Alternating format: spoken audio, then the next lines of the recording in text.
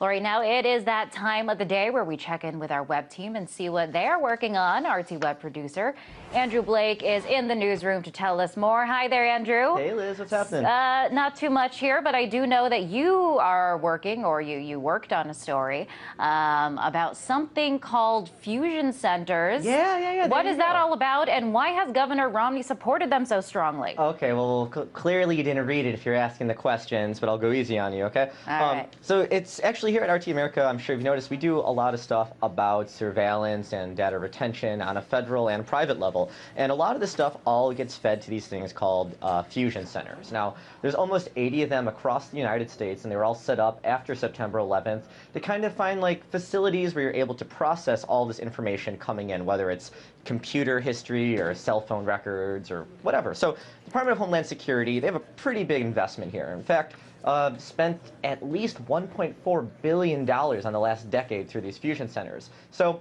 you know, you might be asking, well, they're collecting all this data. Is it any useful?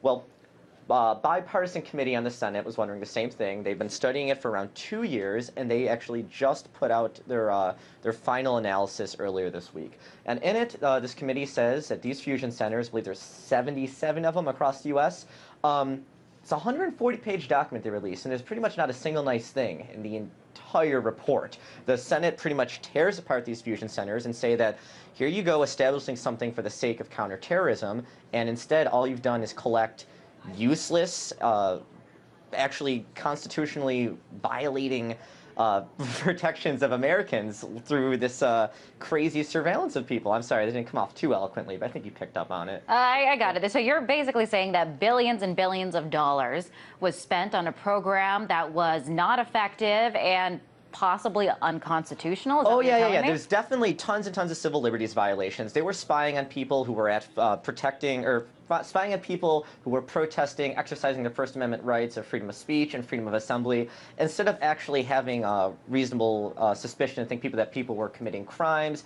Staffers at these fusion centers were actually conducting record searches and doing surveillance of just regular Americans, and they were singling them out and writing up files on them just to be processed for the sake of counterterrorism. And once you go back and audit all these things, the people even working for the DHS who saw these went, no, this is kind of a lot of crap. There's actually a direct quote. One of the reviewers of a DHS report actually said during one of the interviews that this is just a bunch of crap. So we don't have a final price on everything. We know at least a couple $100 million. DHS possibly spent upwards of $1.4 billion so far, not to mention that a bunch of private local law enforcement agencies are also investing in these fusion centers. But like I said, we have a 140-page report out of the Senate that says this is nothing but garbage. You've broken the law, you've spied on civilians, you haven't even caught terrorists. So everything under the name of counterterrorism has just been pretty much wasted, and it's cost at least $1.4 billion so far.